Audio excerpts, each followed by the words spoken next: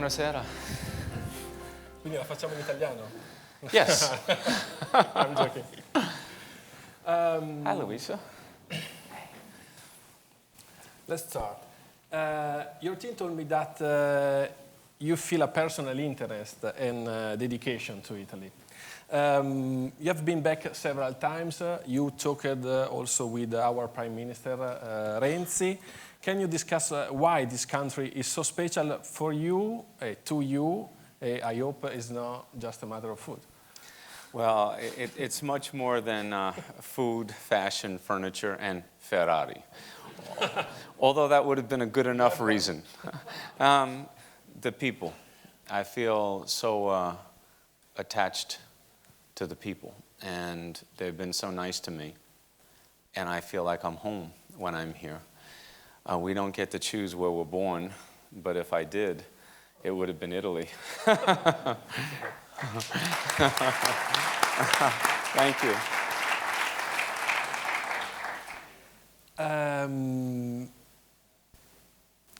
Another question. When you do business in the rest of the world, there's something Italian that you bring with you?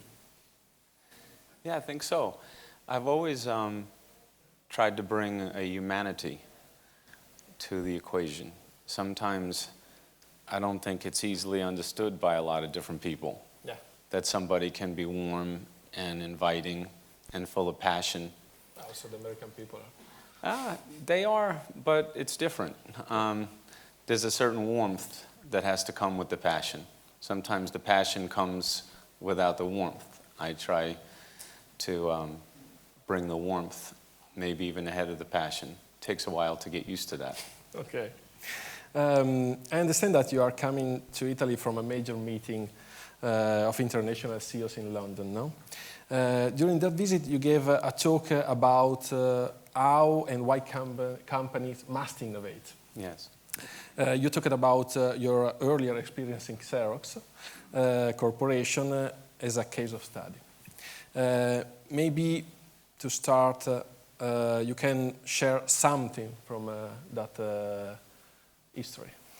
Yeah, the idea of innovation is not so much a matter of choice. It's innovate or die. Yeah. That's the world we live in. It's not pleasant. We have to. To a lot of people, that's not a pleasant thought. But if you don't innovate, you won't survive.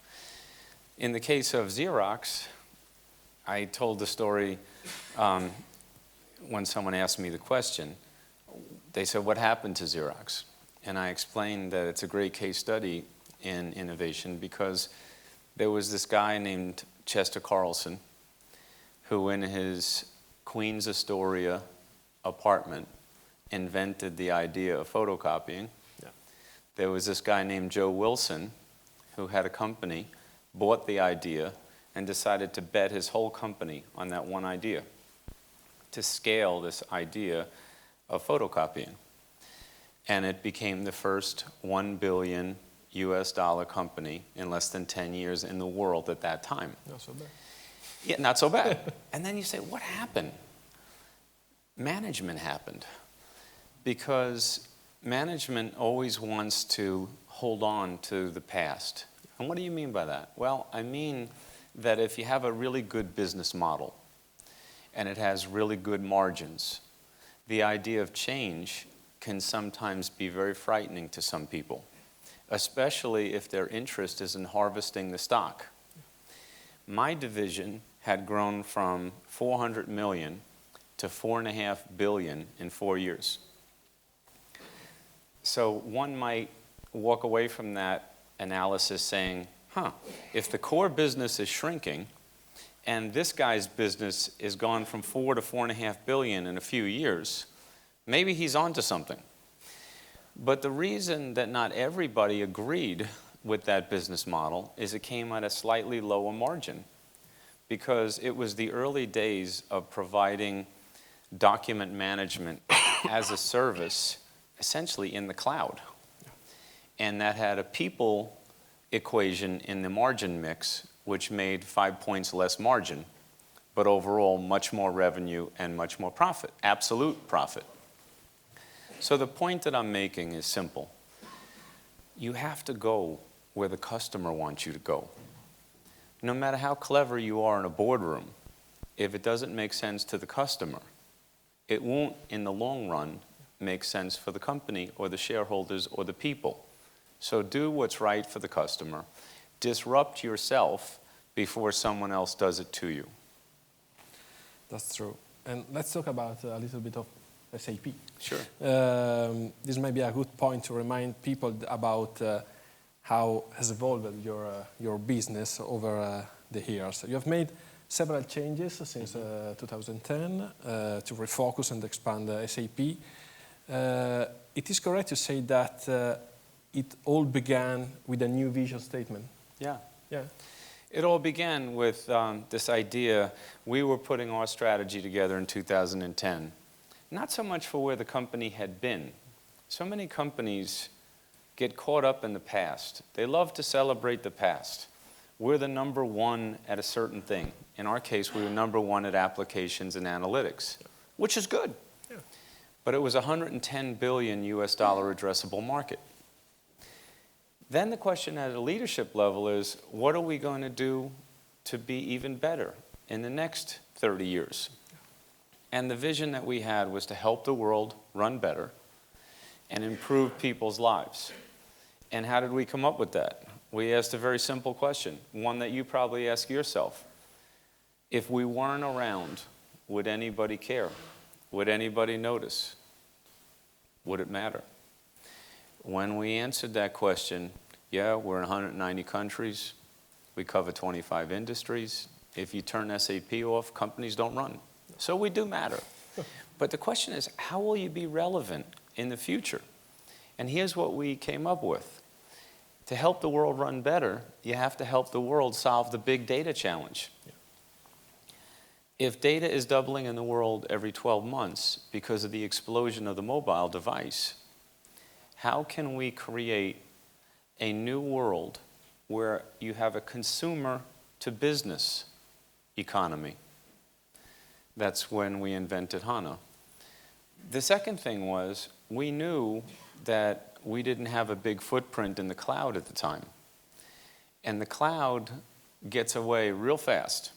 So we decided that we would buy the best cloud assets and essentially went on a little shopping spree.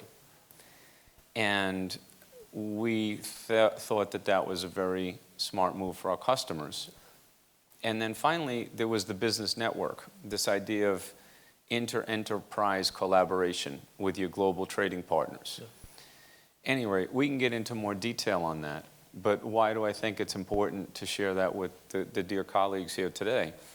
80% of our new sales comes from businesses we weren't in 2010. When you think about these 6 years since 2010, you have doubled the size of company, doubled the market, tripled. Is true, no? Yes. The addressable market. This is an impressive accomplishment.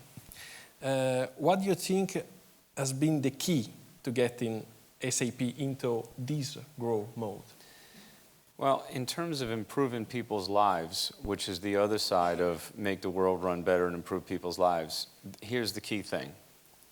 Number one, the user experience. The software has to be beautiful to use, easy to use, easy to consume. Implementations have to be more simple. So that's one aspect. The other aspect is we had to go into businesses where we were helping the world solve some of the biggest challenges.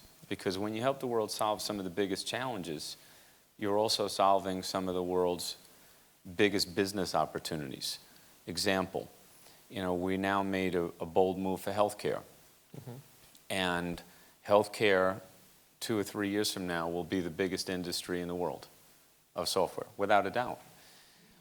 So I think the idea of helping the world run better, improving people's lives, whether it's a user experience, whether it's a customer experience, whether it's letting companies we serve their consumers on the mobile.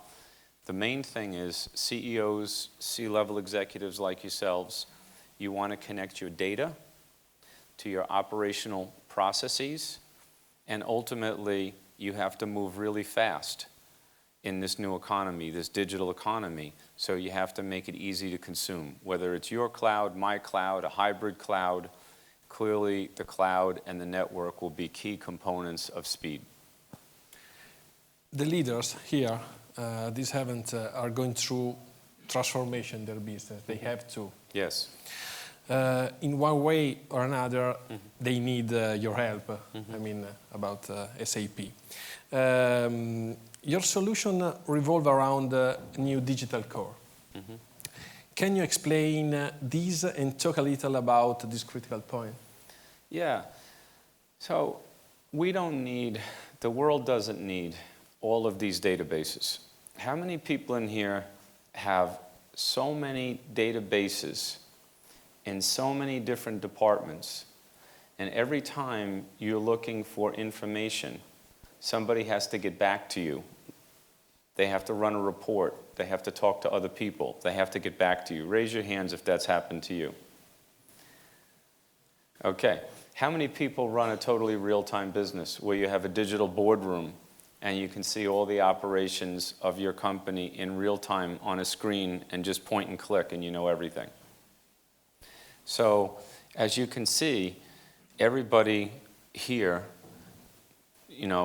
doesn't have a totally real-time business. It's difficult to have. It's difficult, but it's now possible. Yes. And that's why I think the SAP HANA breakthrough, where you can put all of your data in a database that is a column store database that can enable you to run thousands of times faster. You can cut your hardware cost by 10 to 12.5x, which lowers your footprint, which makes the planet more sustainable. It cuts all your cost. I think this is not only the future, but you have to kind of get started today. And then the second thing is S/4HANA and the digital core, where who here has, ECC 6 or 4.7 or some release of SAP ERP? Okay? So think of it this way. If it was a Ferrari, that weighs 5,000 pounds. With S/4HANA, it weighs about 600 to 700 pounds. That's how much we have radically simplified the business suite of SAP and natively integrated it on HANA. So S/4HANA is one product. S/4 only runs on HANA, one database. And this is something we believe is going to fundamentally change the world because 10,000 customers already run on HANA, and we now have over 3,000 customers running on S/4HANA. So we've proven that it's a scale operation, and I kindly ask you to look at it because I think the massive business benefits that you would get from it are simply breathtaking. And you'll see, put SAP to the challenge. Let's talk about consumer and customer experience. Consumer behavior today is more demanding than ever.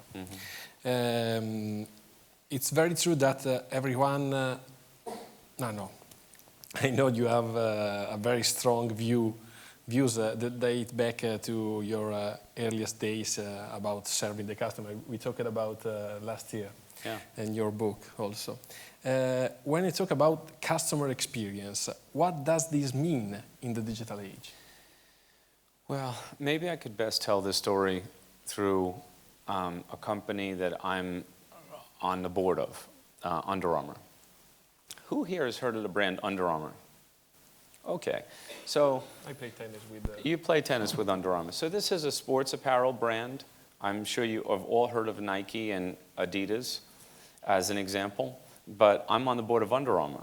And essentially, 20 years ago, there was a guy in the United States named Kevin Plank who invented Under Armour shirts to help athletes dry faster when they sweat, and came up with a new fabric and a new invention and ultimately started a little company. I got on the board 11 years ago when they were a pre-IPO company at less than 200 million US dollar. Today this is a 4 billion company with nearly 20 billion market cap.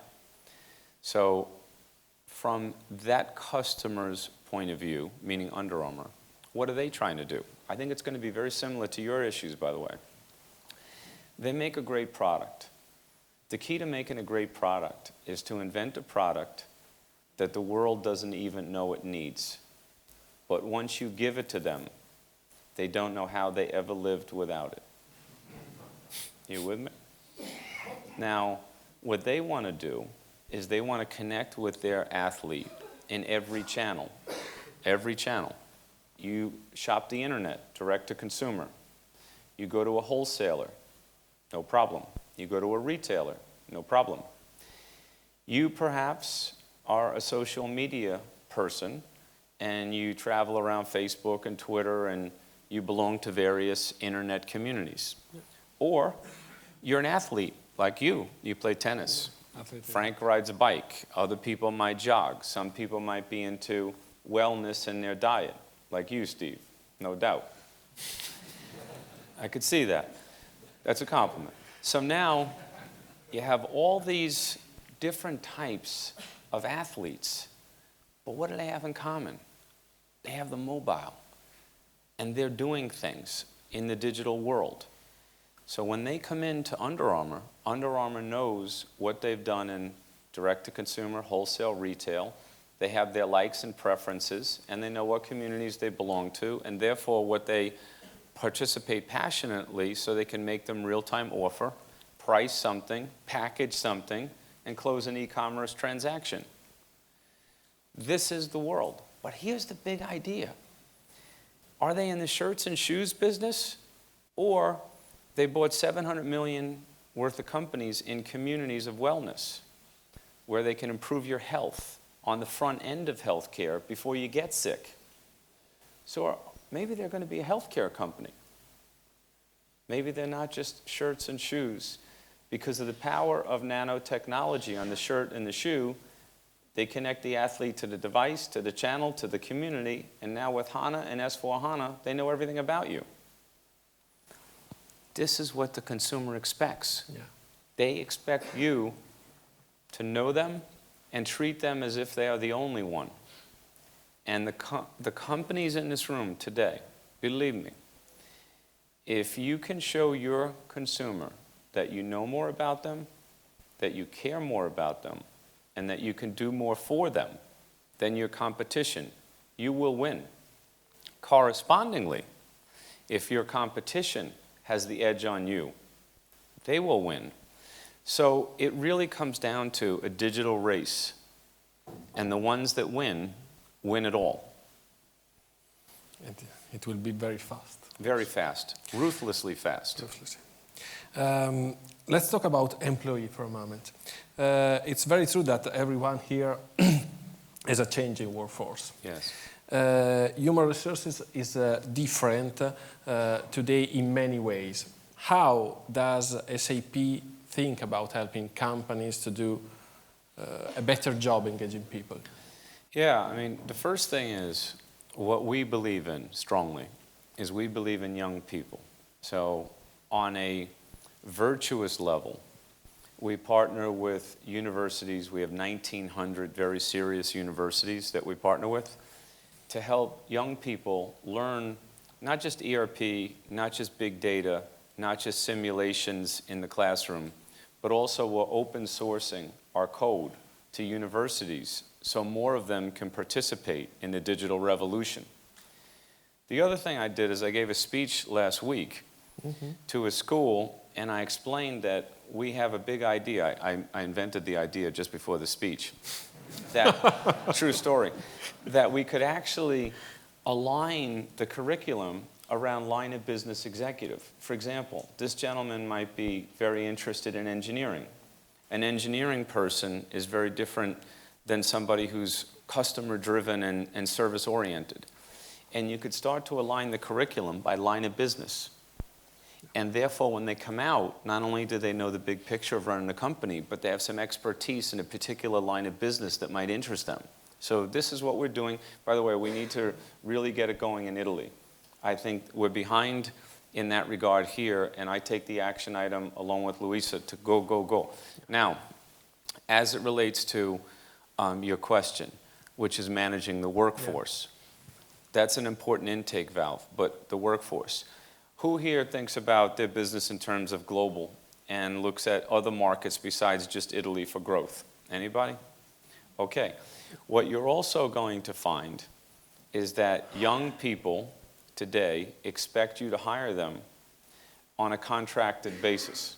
6 months, 10 months, not necessarily making them full-time employees. So you're going to be accessing talent from all over the global economy. And to get the best talent, we believe you're going to need an efficient global network for the best people. We call this field glass, where you can access the best team, you can assemble them on a short-term basis, you can make sure they're secure so you know who you're dealing with, and you can also account for them in your financials so you know what the true cost of your workforce is. Similarly, on your full-time workforce, you have to give them a great experience, you have to digitize your company, they have to have the right application. Probably it's all going to go to the cloud at the LOB. And you're going to need to do things for them in real time and give them real analytics. So for example, how many people here have all the benefits, the salary and the bonus of your workforce digitized so your people can see it in real time? And they know all the good things that you do for them besides just their salary? Show of hands. Very low. This is a big opportunity.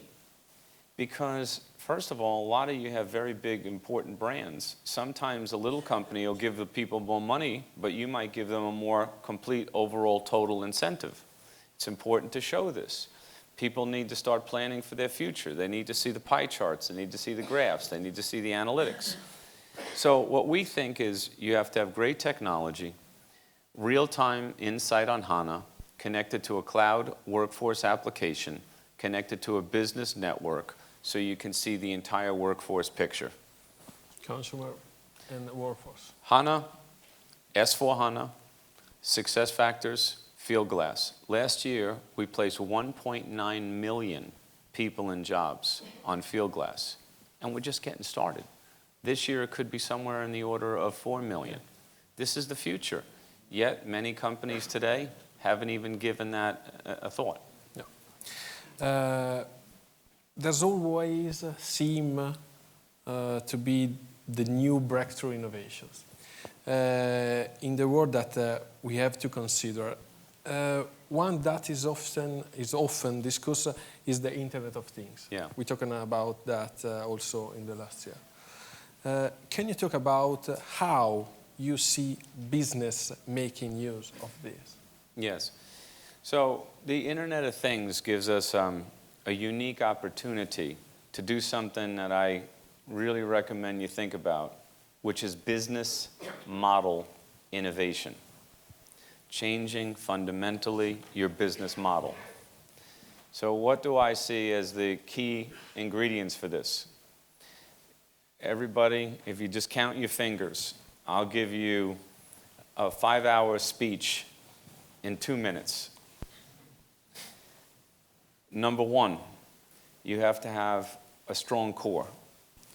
The Internet of Things comes together because you have your data and your applications integrated in real time. So that's the first thing.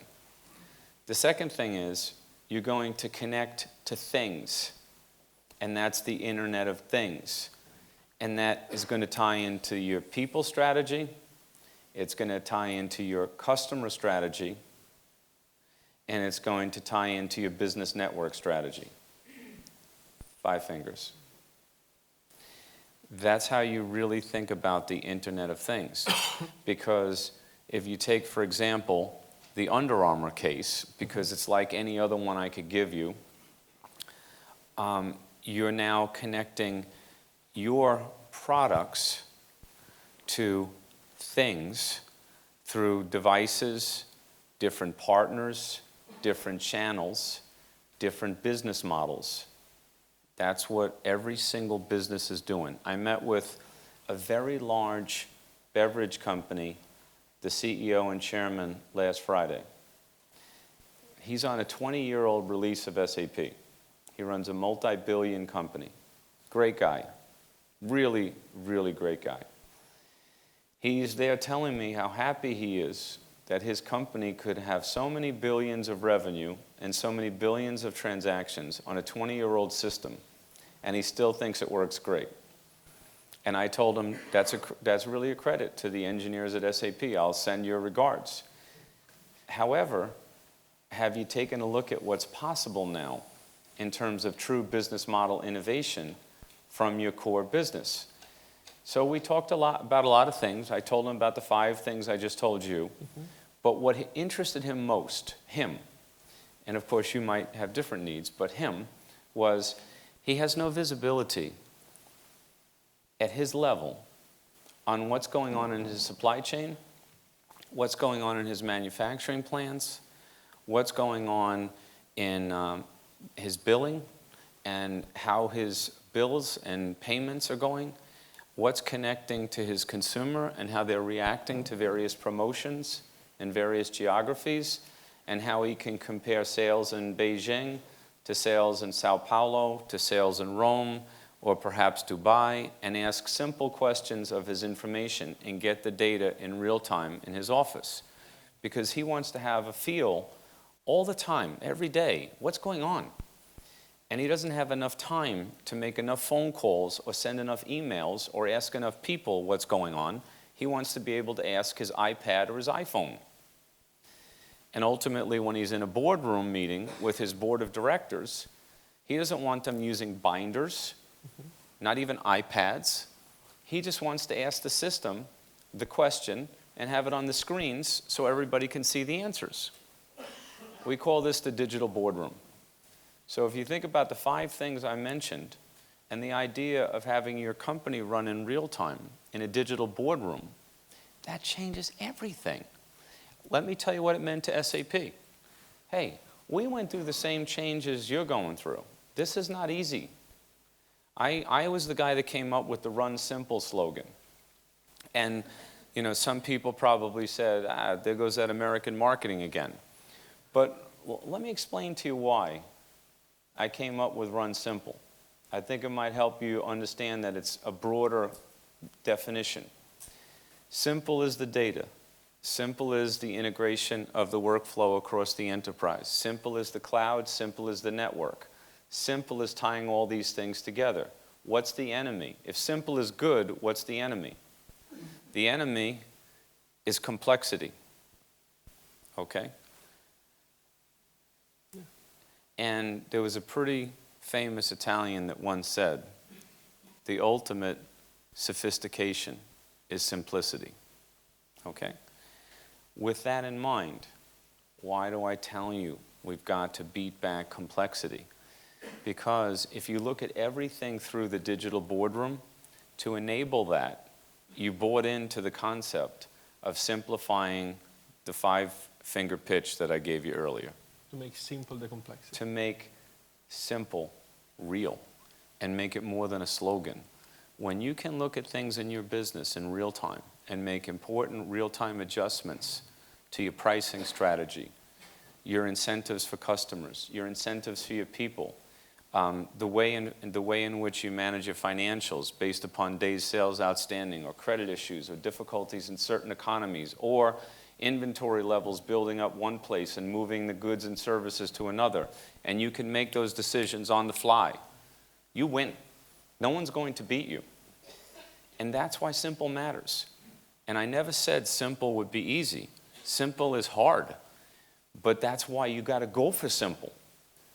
Because the companies and the leaders that choose to do the difficult things and make it happen now are the ones that will lead their companies and their people to the greater good.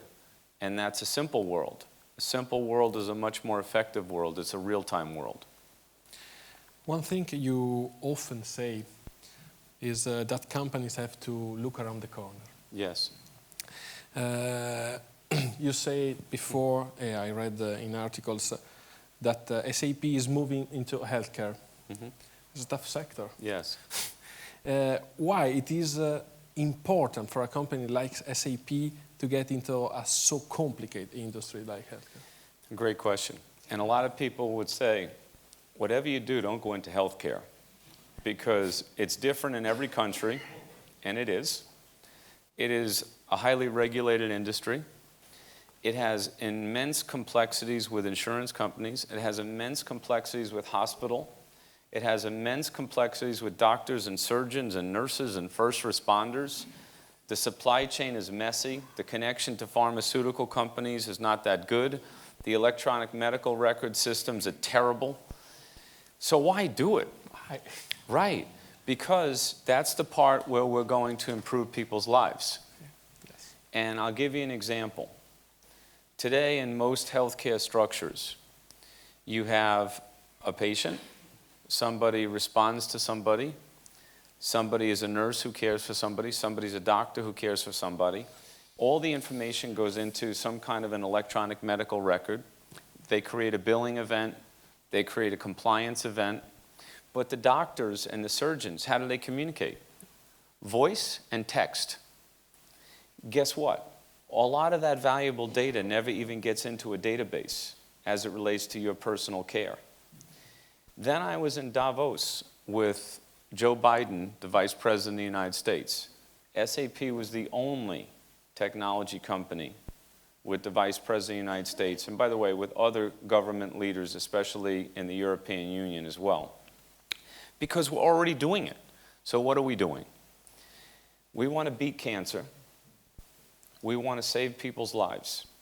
And I'll tell you, we're making some amazing strides. If you look at NCT in Germany, in Heidelberg, we can now sequence the human genome in seconds. We can now tell you, based upon your tumor, and the greatest available research that matches your tumor, what the wellness plan is for you. So in other words, we can personalize a wellness plan for you based on the best research and medical statistics, not just in Germany, but that are available anywhere in the world with the best researchers and the best minds. We've done this with ASCO in the United States with a cancer link application where we can actually link the patient to the cancer link where they're getting all this information, all this data against a human genome. And we're doing this with major universities around the world. Why does this really matter? Because everybody in this room has been affected in some way by that vicious, vicious enemy called cancer. It has taken something from all of us. And now with HANA, we have a chance to at least give the best insight to the medical professional and the patient to save lives. And I think that's hugely important. Incidentally, I think personalized medicine is the future. Who here goes for a medical exam like once or twice a year? Like once or twice a year. Meanwhile, some of you don't do it because you're healthy. Some of you do it because you think you're supposed to. But nobody is that good at guessing what the right day was to go for the medical exam. You just do it. Yet, if you look at your automobile, you know exactly when it needs an oil change or it has to go in for maintenance. How can it be that we know more about the oil change than we know about our bodies? And this is the reality. So now let me give you another example. When I said Under Armour earlier, they're looking at the biorhythms in your body and how your body is responding and living and breathing and walking and running and swimming and bike riding every day. Those biorhythms are going into the front end of the healthcare system. So at the back end of the healthcare system, when you're in the system, companies like SAP with our technology and great medical professionals can save your life. And that's called the future of healthcare, personalized medicine, end to end, from the way you behave each and every day, ultimately to the crisis and how we manage through the crisis and the post-crisis on how we can monitor your biorhythms and the behaviors of your bodies after you get out of the hospital or the doctor's office so we can watch you and make sure you're getting all the care that you could possibly need. And meanwhile, the other thing that will fundamentally change in healthcare is people always go into the hospital when they're sick. What's the most dangerous place for a patient when they're sick? The hospital. And yet we all run to it. Oh, let's go to the hospital. Yeah, because it's the chance like 80% greater chance that you're going to get even more sick in the hospital than your own living room. These are the things that have to change, and I really believe a company that is as significant as SAP should be in the heart of something that not only helps the world run better, but also improves people's lives.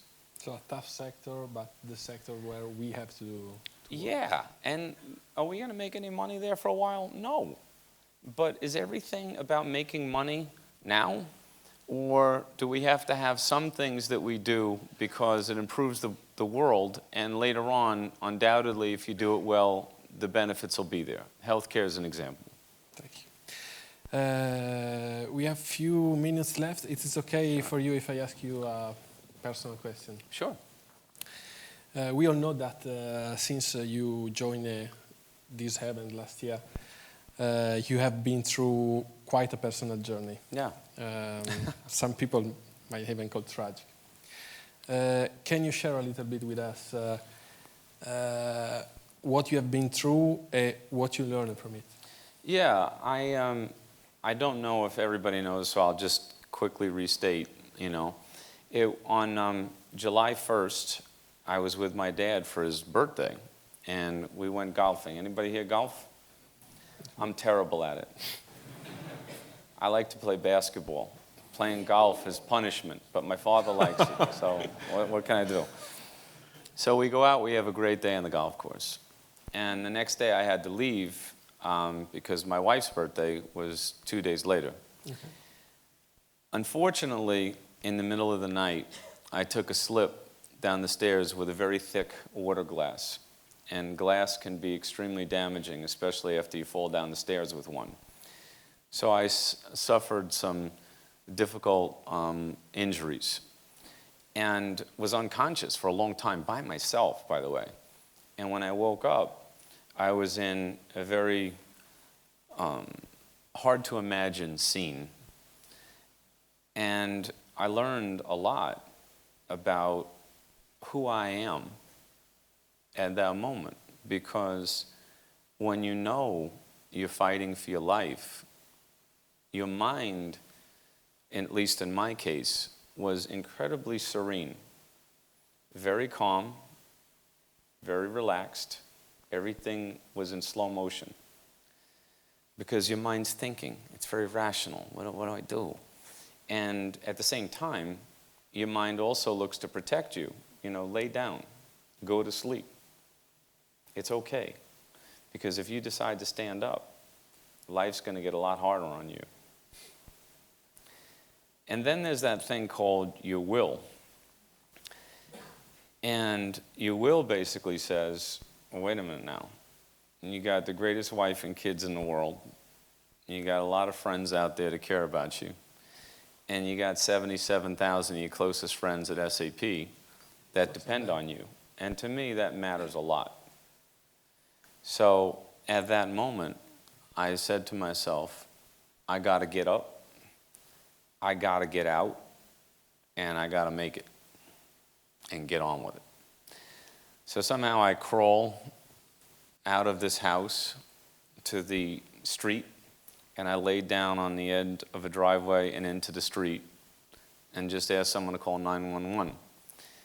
And in the middle of the night, you'd be surprised how many people are asleep. Like, no one's hearing me. But eventually somebody did. And they probably got there just in time.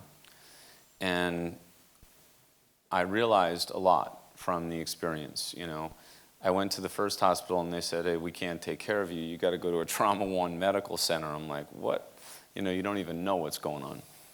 And I took a helicopter to this place, and I was in intensive care for a week and went through a lot, surgeries and all that stuff. But what I learned is the first responders, the nurses, the doctors, the surgeons, people are awesome. And they hold together everything.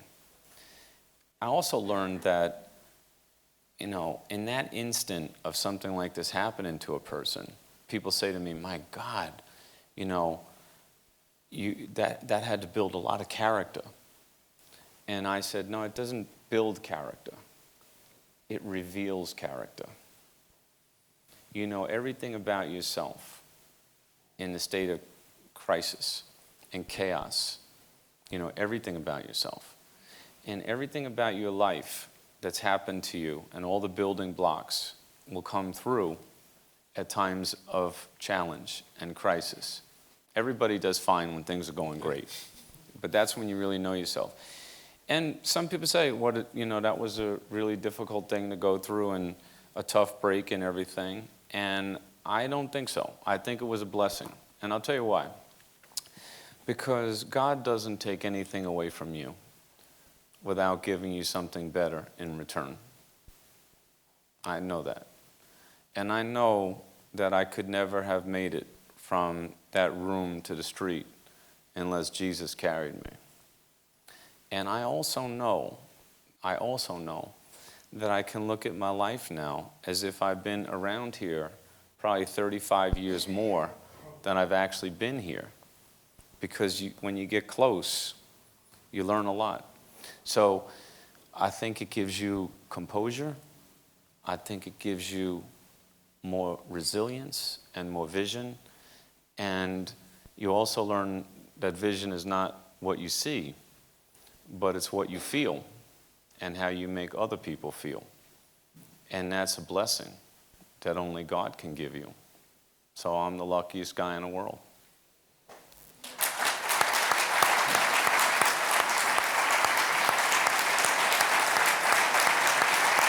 Thank you. Thank you. Thank you very much.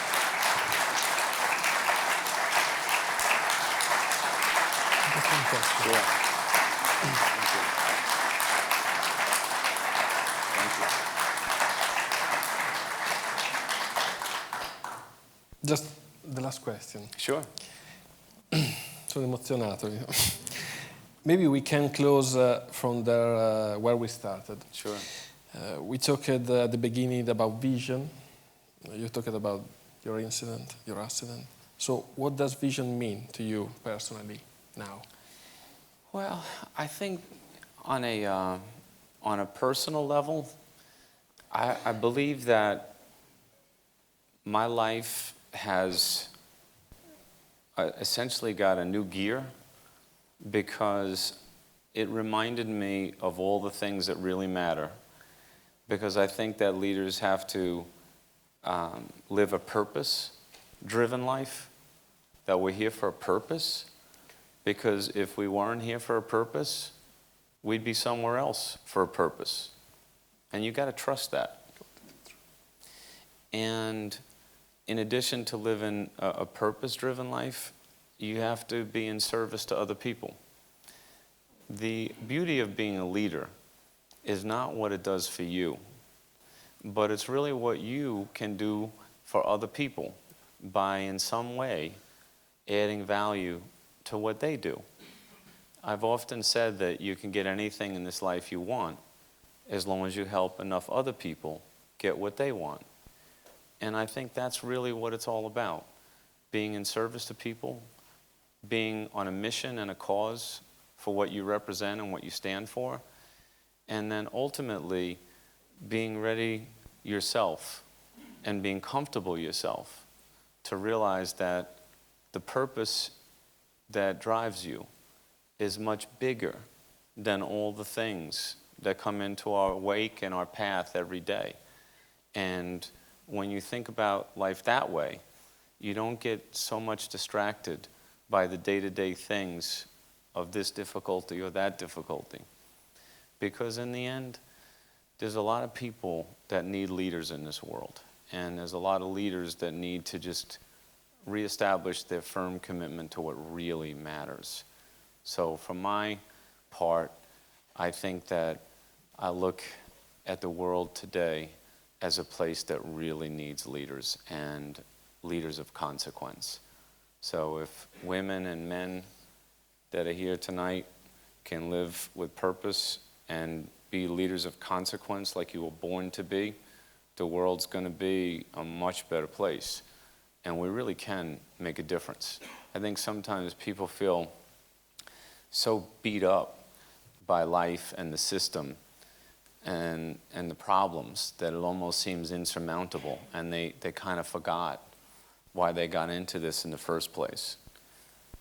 Maybe in some way this just gives you a little bit of a reminder that you're really special, that the best part of you is you, and the best is yet to come if we put our mind to it. Thank you, Bill. Signore e signori, Bill McDermott, grazie Thank mille. you. Thank you very much. Andrea, thank you. Thank you. Thank you, my friend. Thank you all. Thank you all very much. Thank you. Thank you. Thank you.